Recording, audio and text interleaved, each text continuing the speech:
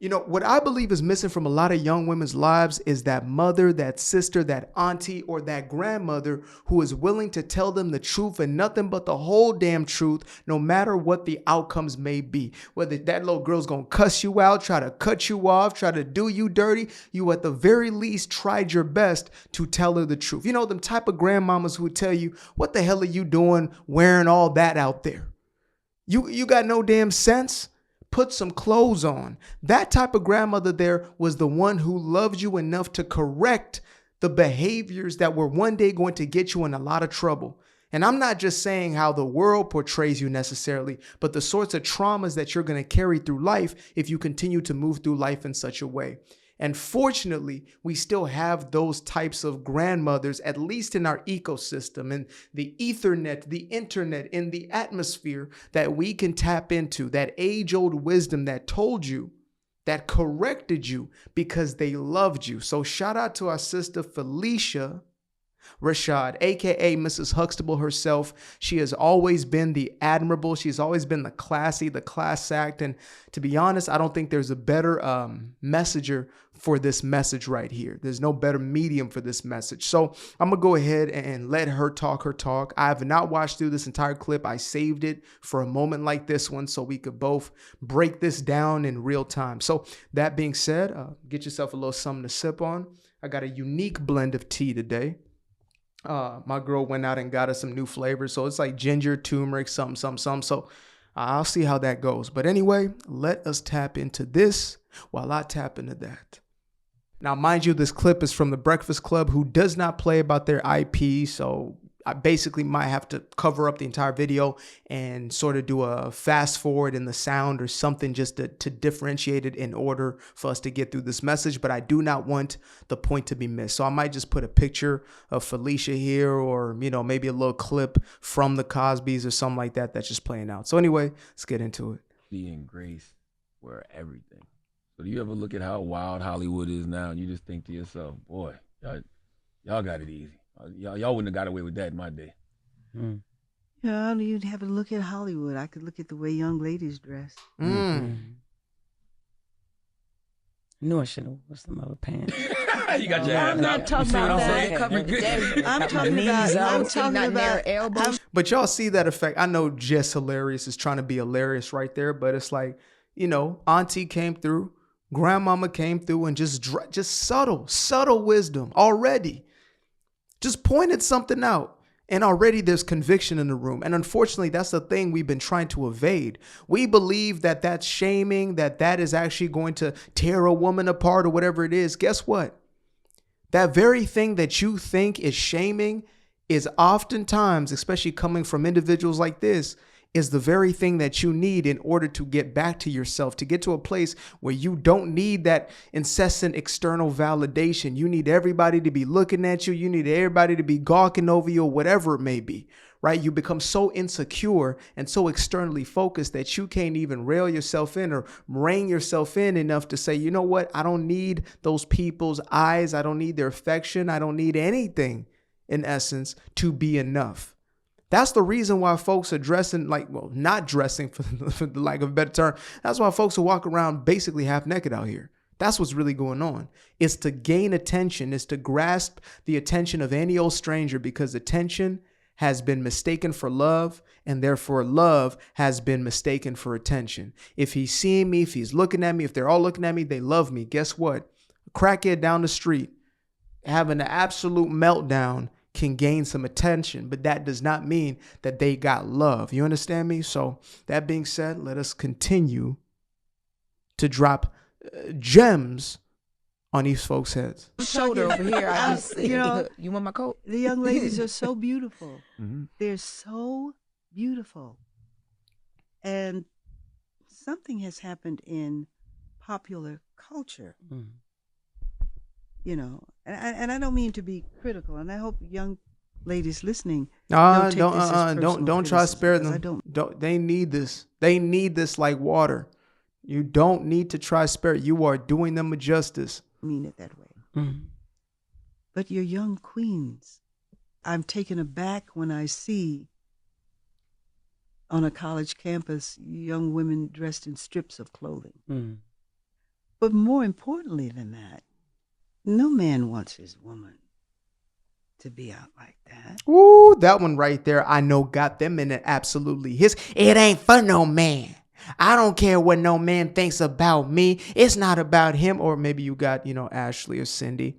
You know what? First of all, the patriarchy is like so totally played out. So like we're decentering men. So like, I don't really care what a guy has to say. Well, guess what? You actually do care what a man thinks. Unless you are, playing for the other side, you do care what a man thinks. That's why you dress the way that you do. That's why you present yourself the way you are presenting yourself. Because you are trying to attract the gaze or the attention of men as well as women. Maybe you want the envy and the jealousy or the admiration or the envy, whatever it may be of other women. But with men, you're looking for some sense of attention. Maybe not from every man, but maybe from one specific or certain types of men or whatever it may be, right? Let's just get to the bottom of that. That is what that is about when you present yourself in such a way. So sis here is basically saying, hey, look, your man... Because there's women who are in relationships right now, and I don't know how folks can do it. I'm not built like this, and I wouldn't want to be, and I'm not going to be shamed out of my own mentality. I don't know how folks can be in a whole ass relationship with somebody who is basically for everybody. There are dudes who are taking the Instagram booty pictures for their girl. That is insane to me. Oh, well, he's just secure in his masculinity. No, what he is a damn fool. What he is a C, a U, a C, and a K. That's what he is. What he is a man who lacks any level of respect for himself. That's what he is. But what he is not is somebody who cares and loves you enough to say, hey, you know what? This ain't respecting yourself. I would rather have a woman who respects herself around me, even if she doesn't want to deal with me. All the people around me. I want everybody. I mean, not just reserved for women. I want men and women to respect themselves because I know that life is much smoother. Life has a easier go around when we live from a place of self-respect, when we don't have this incessant need for external validation. Life is so much sweeter when we're not going out there trying to play a character in order to be validated by people who could care less about us anyway, because we don't give it enough of a damn about ourselves. And so when you have a sister like this speaking these words, she is speaking from a place of love. She's speaking from a place of gentleness. Notice how she doesn't rile up. She doesn't turn up. She's not here and there and, having a damn fuss about it. Girl, she's not ratchet with it. None of that. She's in the subtlety of her femininity. And yes, femininity expresses itself in different ways, just like masculinity does, but she's in the gentleness of it. And that's what changes things. That's what moves things. You understand me? That instead of trying to be a man and try to be aggressive and trying to be whatever it is, she's fallen into her gentleness. She's accepted all that she is, and therefore she is powerful where she stands.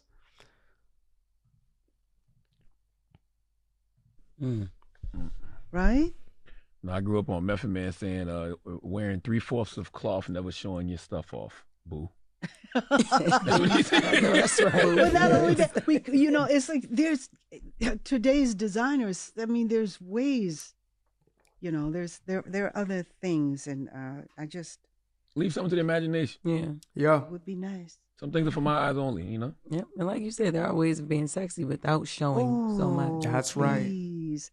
And that's really not sexy. I mean, one of the most sexiest, most beautiful pictures is you. I forgot what year it was, but you got on like a basketball jersey and like some jeans. Charlemagne is crazy as hell. How does he remember that in the back of his psyche, you freak? Some popcorn. That's an iconic picture. Is it the white jersey? Yes. That was we did. That is a beautiful picture. That's like that is the epitome of sexy. Oh well, I think it has a lot to do with what they see. Mm-hmm. Yeah. What they're emulating what they see. Yeah. Exactly. They're mimicking. That's why I bring up things like OF, etc., and that's why all of this matters. I bring up the Sabrina Claudios. I bring up Sabrina Carpenter. That's a Freudian slip. I bring up the Sexy Rez of the world, etc., because these are the images that the young girls are grasping onto. This is what they see and what is being normalized, and therefore they're going to mimic it. It matters. Messaging does matter, right? Imagery does matter. It matters where it matters, which is It's subconscious, sending this kind of an undertone of how and why we should do things, the way in which we should present ourselves. I mean, hell, before I was wearing flannels looking like a country boy, I was wearing anything that would make me look like the rappers that I saw. And I might still, maybe even the little chain, that might still be just subconscious. I mean, I like a little chain or a little something, right? A little jewelry, and I like my Apple Watch on. But it's like there's so much powerful influence that we're being saturated with. And there's an overrealization of the young minds as well as the older minds, as well as grown folk. Like it's almost like you can't escape it. You can't evade it unless you are extremely intentional and conscious about it, damn near stripping yourself away from watching any of this foolishness.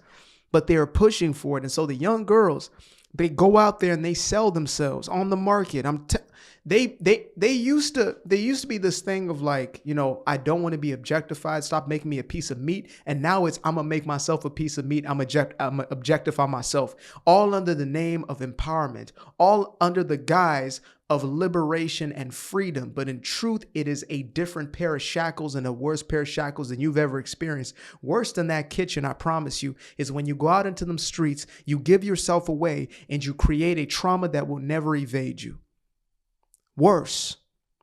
Oh, that kitchen might have been suppressive. Oh, that kitchen might have been a lot of different things. That homestead and that traditional family, that traditional archetype, that patriarchal system, it was a lot of things, sure. But go out into the streets, chase after pleasure, chase after vanity, and see where that gets you. I know I'm sometimes I'm speaking and it's hitting some folk, and for other folks it's vapors in the wind. For others it's triggering and it's annoying and it's a lot of things. But I always know at the end of the day, life is the greatest teacher. Nobody can show you how to be anything. Nobody can necessarily tell you how to be anything. You can only get the message across. You can only essentially plant the seed, but it's going to take life experience to realize that's what he was talking about. That's what she was talking about. That's why she said what she said. When I came out of addiction, I look back to all the people who had warned me and who had told me of what my life would become if I continued down this path. And it was only after I became sober that I could finally see what they were saying. And I became one of those voices to the ones around me, some of which lost their own lives because they were in the clutches of that thing. They sell it as innocent. That's the thing about it, is it's kind of like sugar. You know, they sold us the image of sugar is nothing but a little bit of fun. Turns out that it is, you know, one of the root causes of many chronic ailments. Many of the most severe chronic ailments, if you eradicated sugar from that diet, would be gone like that. But yet it's sold to us as fun. Alcohol sold to us as fun. It's just a good time. It is fun. Dysfunctional. The word fun is in the middle of dysfunction. So yes, it's fun. It's a version of fun, dysfunctional. That's what it is. But it's perpetuated. It's pushed as something to do, something that we can, you know, essentially aspire towards. I wanted to party since I was a little kid because I saw in the movies that's what they do. They party. In the music, it's party, party, party. By the time I'm 14, you know, I chief on my first joint. I drank my first, you know, bottle of Wizine. Like I'm out of my mind. Now I'm sipping on tall cans. I'm smoking on this, on this, on that, on this, on that, because that was the program that was already lodged in. And it takes so much to overcome and override that. And so, again, to have mothers, sisters, aunties, cousins who care enough about us, because a father should create the structure and the discipline and put, you know, impute love into that household. So the daughter knows that she don't got to go out there and seek a false version of it. But a mother is going to be the example.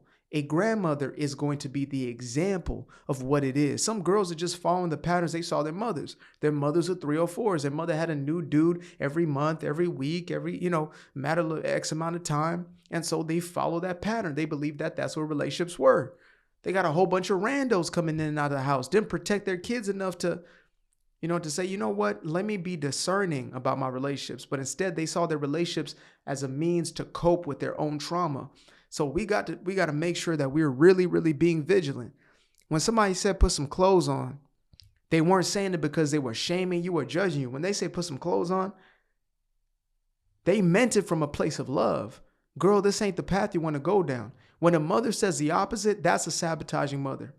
A mother like a Denise Richards, who creates an OF after her daughter creates one because she really wants to be, in that realm of attention. She herself has not overcome that need for external validation. And so when her daughter does it, she makes up a lie in her head and says, I'm making one because I'm standing with my daughter. No, you ain't. You don't give a damn about your daughter. You give a damn about yourself. And that's all there is to it. So we're going to let this finish over here. Then we're going to wrap up. We grew up in a time where, the singers, these ladies were dressed down. Darling. Yeah. These women, they were wearing robes and gowns and right? Yes, ma'am. Well. Yes, ma'am. Yes, ma'am. This is what the energy, the aura of a woman in all that she is demands. You see how the men are absorbed. They're docile, damn near. You understand me? Not weak, but they're soaked into the energy, the mother energy. The young women in that room soaked into that energy. You can't help but do that. There are women who are 60, 70, 80 years old, graceful as can be, will absolutely absorb all the energy, all of the attention without trying to, not even in the slightest. Because they stand in who they are, they know who they are. Look at her. I see grandmas nowadays putting on all kinds of crazy stuff, trying to compete with the little girls who are lost in the first place. The blind leading the damn blind, the sheep leading the damn sheep. So I'm so thankful we have Sister Rashad here. I am so thankful for her, man. Because sometimes y'all don't want to listen to me. I'm a dude. What do I know? I'm a guy. What can I tell you, right? What do I know about anything? I speak to you like a brother. I speak to you like an uncle. I speak to you like Pops hopefully should have. But I know when you have mama come in and tell you, look, this is the way, that's not the way. And it's crazy when she's saying what she was saying, I was thinking of Whitney. Though Whitney may have been on the dope, her image was that of sophistication. We still have semblances of that in the Adeles of the world, etc. That was normal to be in that regalia, as opposed to having, strips, like she said, strips of clothing, just cover a little here, a little here, a little down there. And that's if that, they're trying to show that nowadays. It is mind blowing to me that we've gotten this far. I remember back before the 2010s, maybe 2012, 13s, where if you saw somebody like who's dressed regularly today, if you saw that back in the day, that would have been an X-rated film. Today, that's a 12 and above or something like that, right?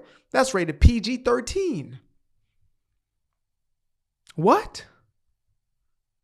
But again, it all comes down to the messages that we not only hear, but the ones that we accept and the lessons we learn to integrate throughout our lives. I saw that trying to be thugged out, gangster, whatever it was the wrong way. That's what I saw in my life. It does not work. I will end up in a grave, in a casket. My mother will end up seeing her child gone before her. And that's what happened to some of the closest, I call these dudes brothers to me, day ones. Their lives gone because of the decisions that they continue to make. And I would wish that for nobody, and I wish the best for everybody, genuinely. Some folk might think that, oh no, I have it out for this group or that group. I really don't. I speak towards those things that I want to see correction in, and therefore I use my voice to do exactly that. So till the next time, appreciate y'all. Peace. I appreciate you guys for tuning in. Now, if you'd like to stay around, make sure to click that little subscribe button down there, or you can show some love by going to the description below and clicking on the button titled Buy Me a Coffee. Leave a little something there, or click on the Cash App. Leave a little something here. Till the next time, peace. I fell in love with the sunshine. I fell in love with the light. I fell in love with the full moon. I fell in love with the night. I can see the light again. I can see the light. You can see the life in him illuminate the night. I know the time is taking. A 365, that's a full rotation. I see you looking up, you know them constellations. Constantly gazing like house of praises, you get to praising.